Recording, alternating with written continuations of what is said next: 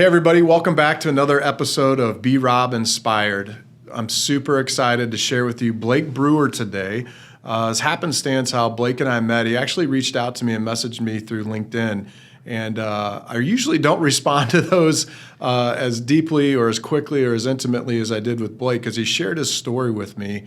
And I think today you're going to walk away with several things. One, what are the conversations, what are the relationships you have that you need to have intimate conversations with? If we were to be gone tomorrow, what does that look like? Are there things that need to be said that you want to say to those that you love? Blake's mission is really to help 1 million moms and dads write at least one well-written, meaningful, lasting legacy letter.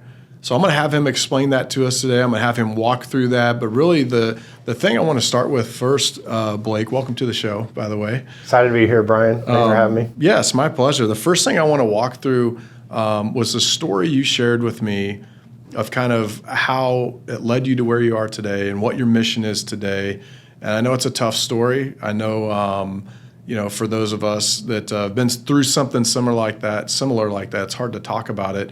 So if you don't mind, for our listeners, kind of give them, this was the basis or genesis of how this all started. Yeah, absolutely. Well, I was 19 years old, a freshman at the University of Arkansas. My mom called me and said, hey, we're going on a family vacation to Hawaii. And I said, heck yeah, let's go. I'm in. Yep. And so the first day that we were there, we went to a place called Hanauma Bay to go snorkeling. And we were all there, my mom, my sister, and my brother, they all decided to lay down on the beach. But my dad was like, man, I'm not laying on the beach. I'm in Hawaii, I'm going out in the water. And so I ran to catch up with my dad. And I don't know, the words that people would use to describe their dad. But as I was there on that beach that day with my dad was not a perfect dad by any stretch of the imagination, but he was a good dad. And he had a really good heart. And that day, even though I was 19 years old, I still felt like a little kid, just like standing there next to my dad, which part of it is my dad was a really big guy. He was 6'3", 230, been drafted by the Atlanta Falcons to play tight end. Oh, wow. His main claim to fame, though, is that he was Terry Bradshaw's tight end. Oh, man. And so they were best friends and roommates. And so you can imagine the stories that came from there. I can't even imagine. But you can read some of them in Terry Bradshaw's book. But my dad was a really humble guy and quiet guy. So he hardly ever told anyone that he was Terry Bradshaw's tight end. But I told everybody. I was like, that was my claim to fame. Yeah. And but my dad looked at me and with a big smile on his face and said, man, I'm glad that you're out here with me. Really made me feel like $1 million. But I tell people I would never forget that smile from my dad that day because it'd be the last one I'd ever get. And so we put on our snorkel gear, we headed out in the water, and we kept going further and further out and ended up in an area that I now know is called Witches Brew, which is known for its treacherous waters. And it was treacherous that day. And so there was a point where I didn't see my dad anymore. And so I began to scan the water. The waves were so big, but then I saw him. And I saw my dad, and I could tell he was in trouble. And he began to the only place he got out of the water was these rocks. And he began to climb up on these rocks, which I'm like, why is he getting out of the water right there? The waves are so bad and just crashing against it. But I think he was not doing well. And sure enough, halfway through, a wave crashes against him on the rock and knocks him back down in the water. And so I knew I had to get over there as quickly as I could. I get over there, I don't see my dad, and I need to get out of the water. I'm starting to struggle. The only place to get out is that same rock. By the grace of God, in between the waves, I'm able to get up on top of this rock. And as I'm standing on this rock, I look down in the water and I see my dad. And my dad was still treading water, but he looked up at me and he said, I need help. I need help. My dad had this really big, deep, booming voice, but this was more just like a soft whimper. And so I turned around and I started just waving my hands towards the beach and having no idea if the lifeguards would see me. I was yelling as loud as I could, but they looked like little ants. And so I turned back around and looked at my dad, and I had a decision to make. Do I just stand there and watch, or do I jump in?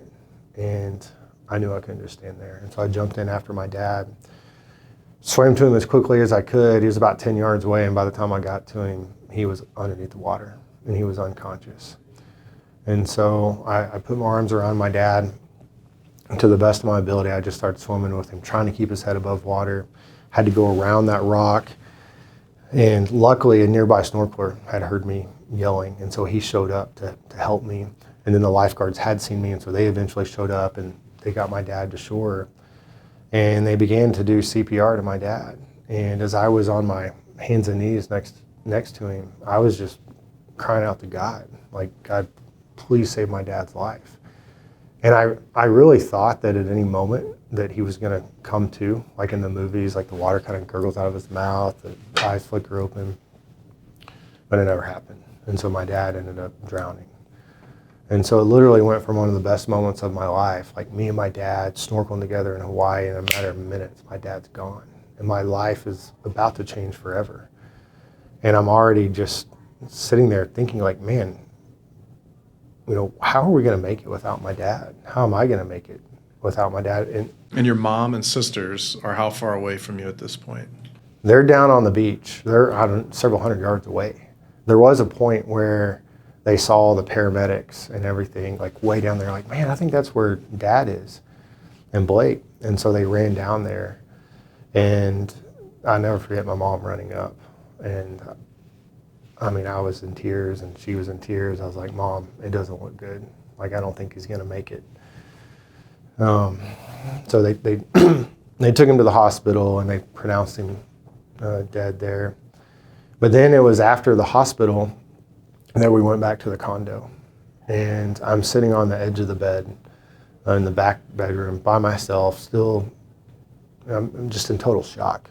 And looking back, it's 19 years later, and I know that like that is one of those moments in your life, like it could go a lot of different directions for me.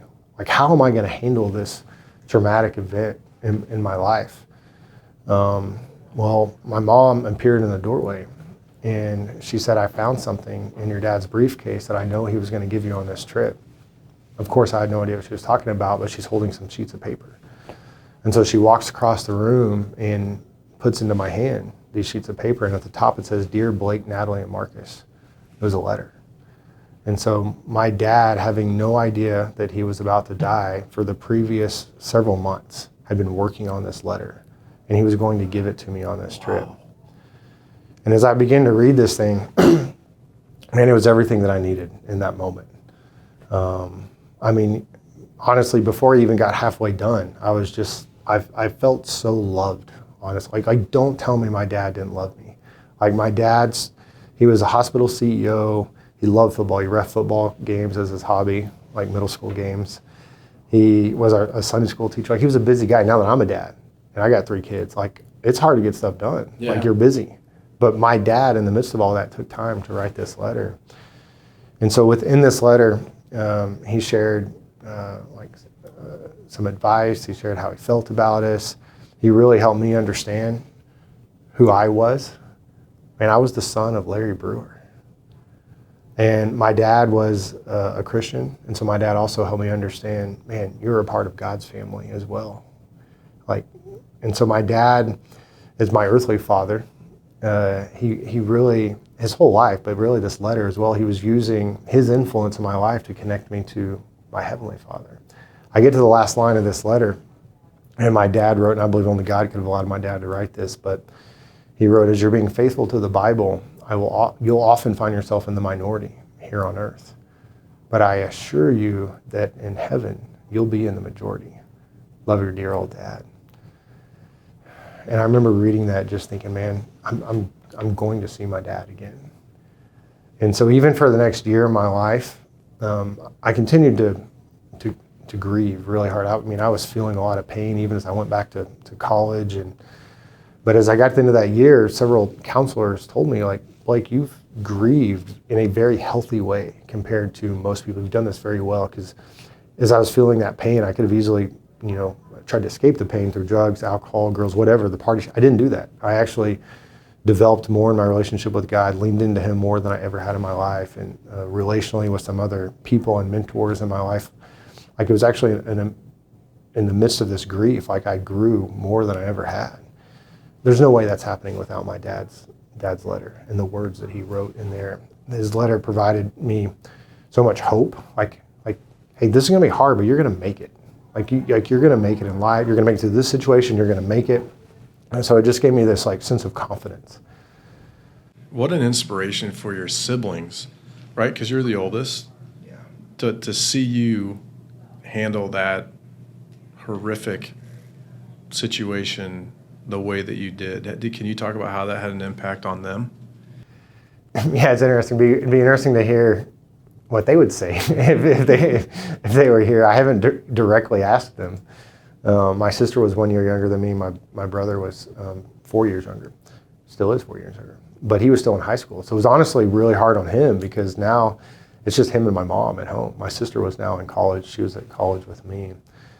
And so I think we probably all had our own unique experience with my dad's death and his letter.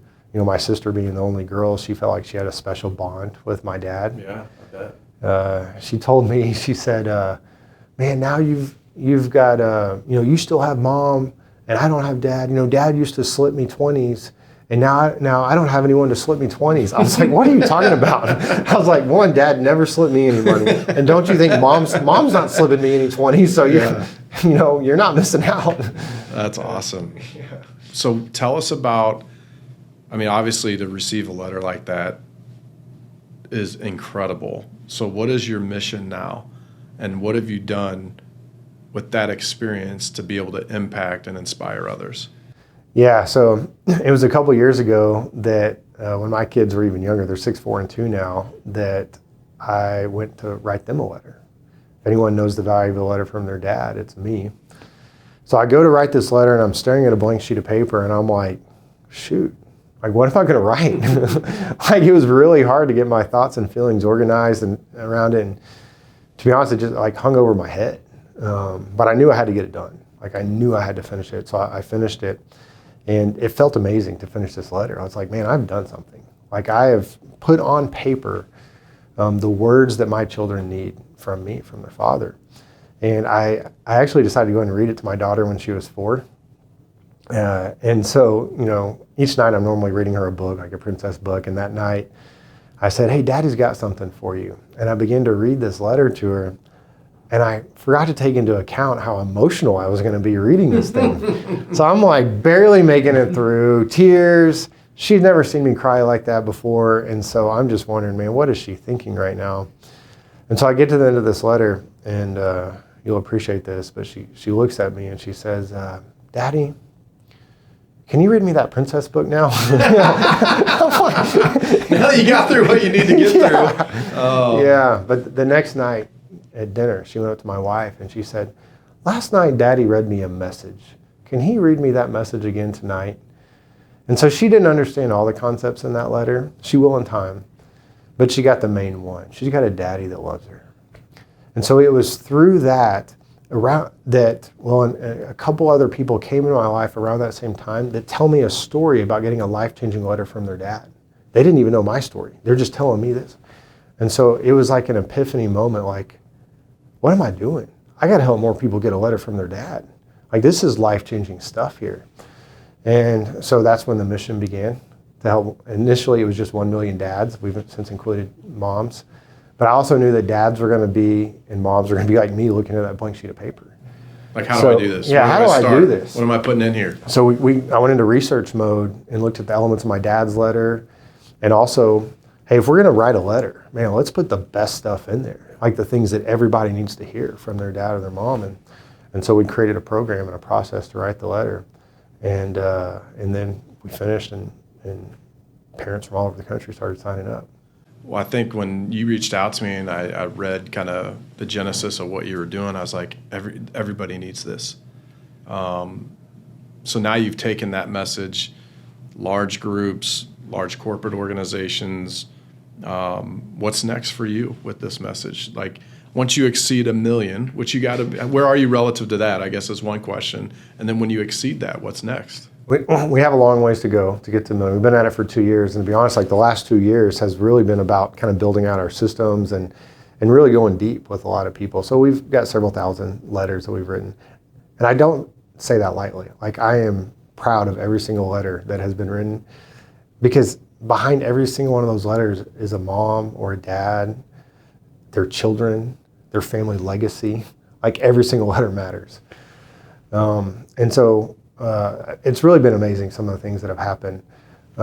One group that I got to lead, so I do a lot of private groups, and they, over several weeks, will experience together. But I got to lead a group of guys that were in Delta Force, and some of the most highly skilled people on the planet. And they've also killed a lot of people on the planet.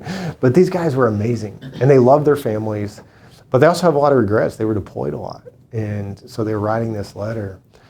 And it was really special for me because my dad was really patriotic. Yeah. And I was like, man, if he only knew like the impact of his letter, the influence of my life, and now I'm getting to help these guys write a letter to their children. But as far as like how fast we grow, I don't know. I think God, if he wanted to, could, in the next month, we could have 1 million letters written. Yeah. It might take 10 years, it might take 20, I don't know. I'm just going to keep pining away at it. And as God opens up opportunities, I do have a big opportunity coming up in the next month or so to be on a national show. Wow. sharing about it. So that could be the opportunity. Yeah, that'll be really exciting. So. Well, I think of just the cascade effect of the impact that you have right now. Have you had any kids come back to you after receiving a letter and share with you how that inspired them or what it meant to them? Probably my favorite story. So one of these guys gave it, a lot of people are writing their letter, they give it all times of the year. And let me say this, as people write this letter, some people think that, okay, this letter is for, when I die, because that's when I got my letter. But my dad was going to give me that letter that weekend. And I tell parents, hey, if you want this letter for when you die to be left, it's your letter. You can do what you want. But the words in this letter are so powerful. Like your children need it now. Like they have things going on in their life, situations. Like, man, like you want your words, they're influencing them now. But one of the dads gave it to his sons, they were 21 and 23, for Christmas. And so they opened it up and they're like, And they said, I got to read this later. And so they went home that night and read it, and they came back the next day, and all they said was, hey, Dad, thanks for that letter. Kind of gave him like a little bro hug. And that's like all he got. And he's like, man, I don't even know like what they really thought about this letter. Well, then 6 months go by, and he gets a call from his buddy. And his buddy says, hey, I was just hanging out with your son, and he said that you wrote him a letter and gave it to him for Christmas. He said it's his most treasured possession, and he reads it every single week. He hadn't even told his dad yet. So he finds out third party. Finds out from his buddy who'd been hanging out with his son. Wow. So, of course, that made his day. That's amazing. Made my day when I heard it. Well, yeah, I'm sure you're going to hear thousands and thousands of these stories as you kind of explode your message and get out there and help people write these letters. What about a book? Have you thought about writing a book and going down that path and exposing your message even more? Yeah, so I signed a book agent last year. Nice. I had a buddy who was like, dude, you got to write your book. And I was speaking at an event in Colorado, and this guy had written his book. This guy was in the NFL, and now he's a coach. And I was like, all right, so I get on the plane, and I start working on my book. And this lady's sitting next to me. If you sit next to me on a plane, I'm going to say hi to you. And we're going to get to know each other. And she starts telling me that she's a book agent, and she used to work with a guy named Michael Hyatt and a guy named John Eldridge. And she doesn't even know what I do. And I was like, she doesn't know it yet, but she's about to be my book agent. like God obviously brought us together.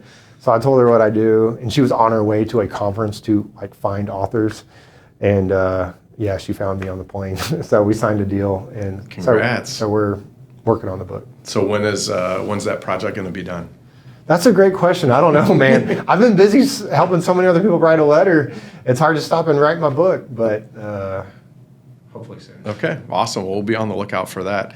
Anything else you want to share with our listeners? Anything else that in your mission and what it is that you do that you want to get out there?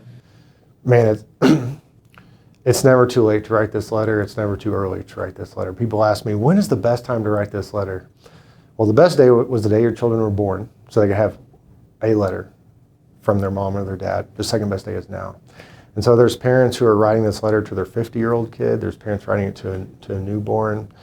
And the thing is that every person needs these words from their parents, the words that I'll help you write. I love you, I'm proud of you, I believe in you. And when a person has those words in their life from their parent, they are just set up to be successful in life. Like all the research shows that. And so if a person doesn't have this in their life, like they're gonna try to seek it out from somewhere, that void in their life. And that's when bad things start to happen and people start to make bad decisions because they're seeking out this affirmation. They're seeking out this love. So don't think that it's too late. Some of these parents that are writing the letter may have a great relationship with their kids. Some of them would say, man, the relationship isn't there. I'm like, let's write a letter. Let's get that relationship back. That's fantastic. So it's never, ever too late to write a letter. Start now writing these letters. How do people get in touch with you if somebody says, man, I'm inspired by this. I want to do this, but I want to do it the right way. I want to do it through the research that, Blake has put together and been diligent to help illustrate and write out. How do they do this? Yeah, so if you go to legacyletterchallenge.com, there's several different options there. There's the master class, so someone can sign up for the master class. You can go through it at your own pace. I have videos that break down each section of the letter, the why and the how, things to say, things not to say, some example letters. Also do private groups. And if you're in a business, I partner with a lot of businesses who provide my program for their clients or their employees. And if you sign up, I do have a 100% money back guarantee. If I don't help you write a better letter than what you would have written on your own, money back, no questions asked. How many people have asked me for? No one's asked me yet. And there's people out there who are like authors who have gone through my program. They're like, man, you helped me think through some things that I would have never thought through. Thank you. Yeah, you think you think it'd be the easiest thing to be like, I love you, I'm proud of you. It's hard for people to say that, hard for parents to do that. It's a very emotional process to write this letter. I try to make the process simple, but that doesn't mean it's easy. Yeah, no doubt. Well, Blake, I appreciate you jumping on the show with us today. I wish you the best success in your endeavor. I think what you're doing is absolutely incredible. Everybody needs a letter like this. You know how to get a hold of Blake. I appreciate you being on the show and spending time with us. Best of luck to you, my friend. I love what you're doing. Appreciate it, Brian. Awesome.